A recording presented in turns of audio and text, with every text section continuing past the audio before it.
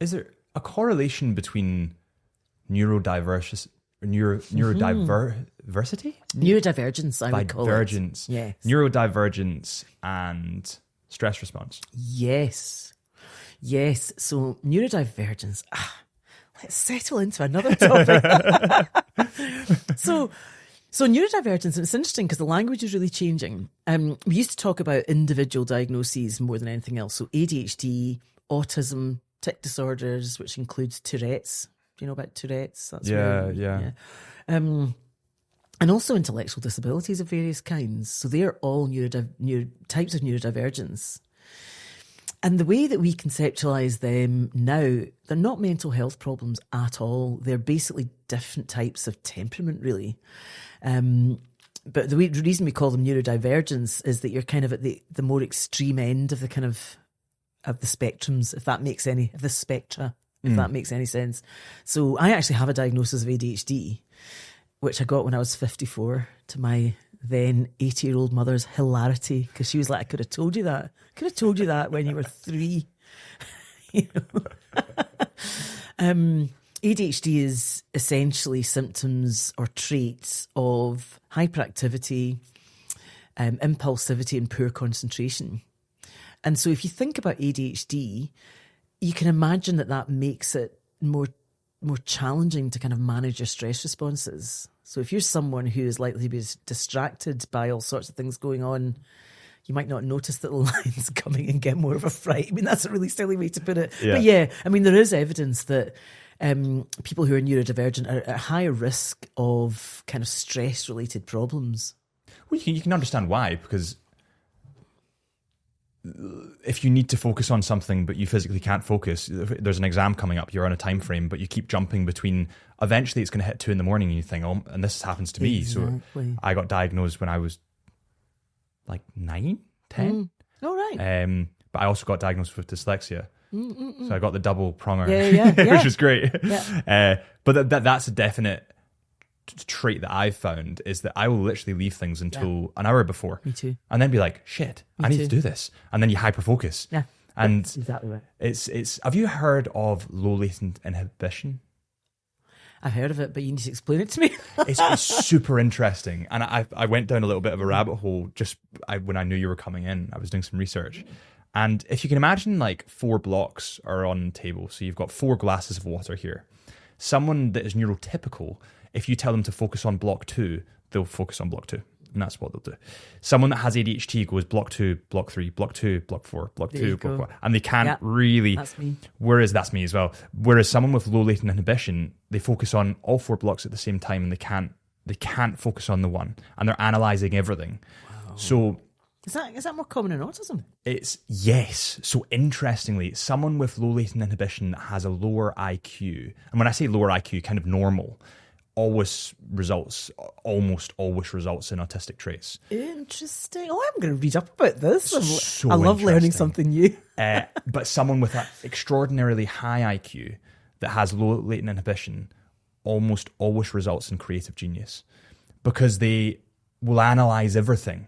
So if you were to come into a room, they'd be everywhere, whereas you're on me right now. How interesting. Super interesting. It's fascinating. So the thing that I love about the whole area of neurodivergence, so I've worked for many years, decades now, with Chris Gilberg. So Chris Gilberg is really, I would say, the world leader on autism and ADHD. And he was the first person in 2010 to basically state that neurodevelopmental conditions overlap.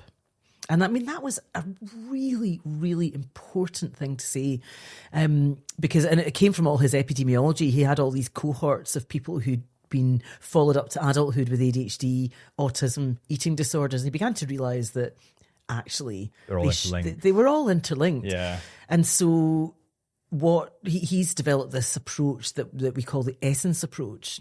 And I really like the term essence. It's slightly tongue-in-cheek, but it stands for early symptomatic syndromes, eliciting neurodevelopmental clinical examinations. So, essence.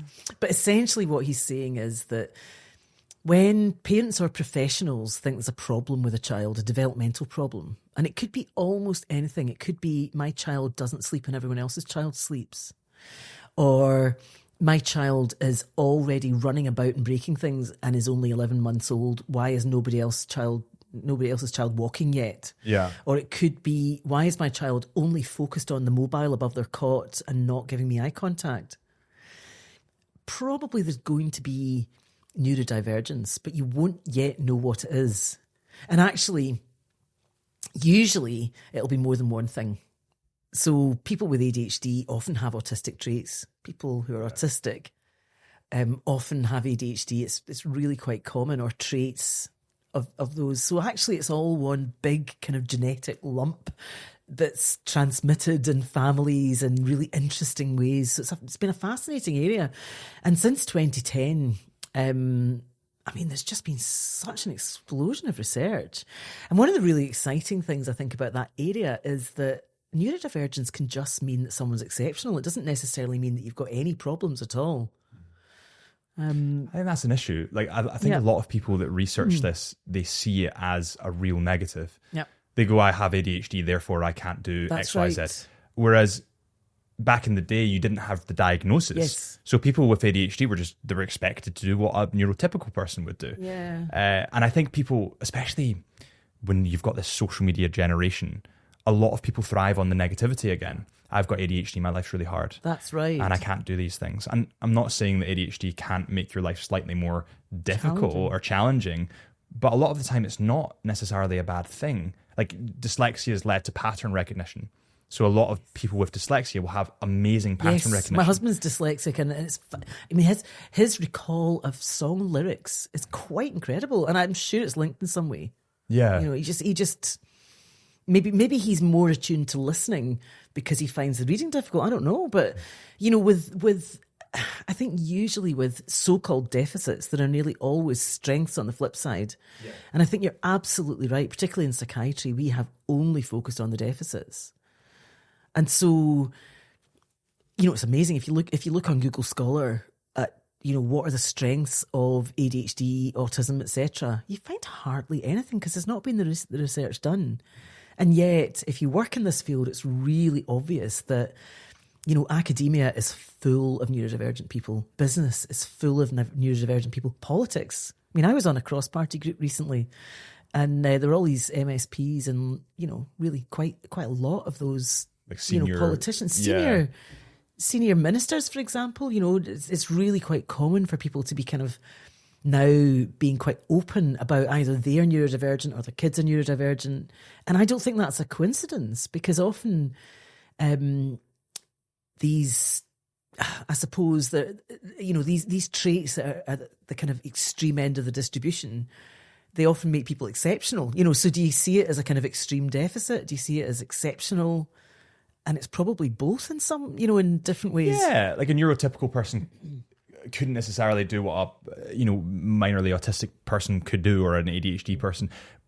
It's interesting the way you describe that, though, like they're interlinked. Because I feel like people, especially in society, they want to put things like in a box. I know. They're like, you have ADHD, but actually you might have like 3 different things working at the same time. Exactly. And I think the way I try to describe it when I talk to students about this is, if you think of the traits that make up ADHD, so I've just mentioned 3. So there's 3 of those. With autism, we talk about challenges with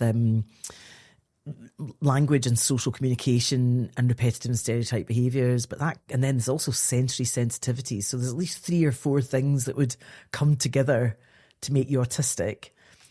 You only need 4 numbers for your cash line number, or your auto teller number if you're American, and that gives you 10,000 different combinations. So that's why we all only have 4 numbers that we're going to plug into the auto teller machine. But if you think of autism and ADHD and just those groups of symptoms, you've already got 7 or 8. So if you put them together, how many tens of thousands of combinations it's like a cocktail do you have? Yeah. So the beautiful thing about it is, and this is something Chris Gilbert really taught me. I remember a light going on when he said this. He said 2 people with autism are as different from each other as 2 people who are not autistic are from each other. And it's so obvious when you think about it. But one of the problems that we get into is, a teacher in a class might say, well, there was a boy with autism in last year's class and she's different, so she can't be autistic. When in fact, autism manifests in so many different ways. ADHD manifests in so many different ways. And if we can understand, it's not about the diagnosis, it's about what's inside the tin. Yeah. It's not one size fits all. Everything's very, very different. That's right. If you guys enjoyed that clip, please do me a huge favor before you go and head over to our Into the Mind podcast official page where we have the raw, uncut Into the Mind podcast, and hit that subscribe button. And the more subscribers we get, the more incredible guests we can get on the show. I really appreciate you guys for watching. Thank you so much. And I'll see you all real soon.